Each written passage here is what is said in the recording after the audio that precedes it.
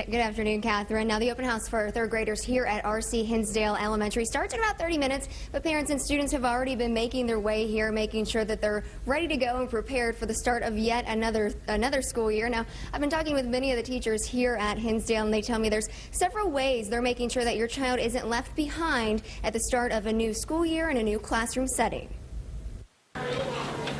The dog days of summer are over, and students are starting to file into classrooms for another year of learning.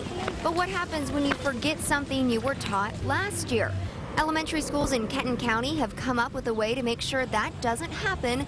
It's appropriately called a flashback. Just like when you use a flashback in a movie, you're going back to the past. We use worksheets and assessment tools and things that review material that we've taught before. But we don't just do it at the beginning of the year to review summer material, we use them all year long. The flashbacks not only spark a memory, they're also meant to help your child succeed during state testing. In high school, students tell us remembering schoolwork during the summer doesn't get any easier.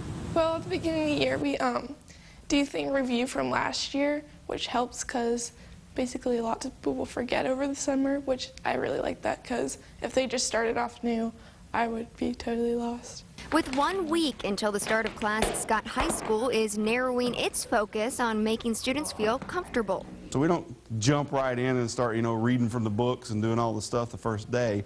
It's very important for them to reconnect with us and their friends. No matter the age of your student, educators in all grades agree there's one important thing you need to do for your child before they walk through the doors on the first day of school. Start that bedtime routine right now, because that first week of school, there are a lot of kids out there that are used to going to bed super late and sleeping in, and it takes their bodies some time to adjust.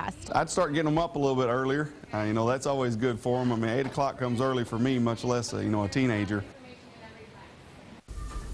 Now, there is one more thing other than getting to bed early that teachers and students, I should say, are telling me that you might want to do with your student before they go back to school, and that's reviewing math. I talked to a lot of parents and teachers and students, and they tell me the number one thing that's difficult for kids to remember at the start of the school year is of course, math. And while we're talking about going back to school and school memories, I have to tell you, Catherine, RC Hinsdale right here is my alma mater, and I did my very first newscast in this building. So a lot of good memories right here, and we hope everyone has a wonderful start to the school year.